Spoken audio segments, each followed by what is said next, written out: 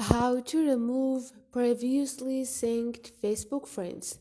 Hi guys, in this video I will show you how to remove previously synced your Facebook friends on TikTok app easy and quick.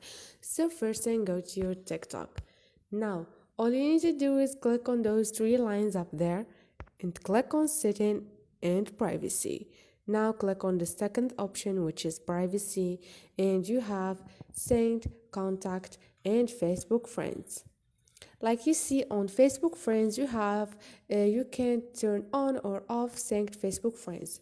To remove previously synced Facebook friends, you should first thing turn on this option, the first option, which is synced Facebook friends, and click on remove to remove all Facebook friends that were synced to TikTok service server and stop syncing Facebook friends on all devices. Easy and quick. Don't forget to subscribe and like.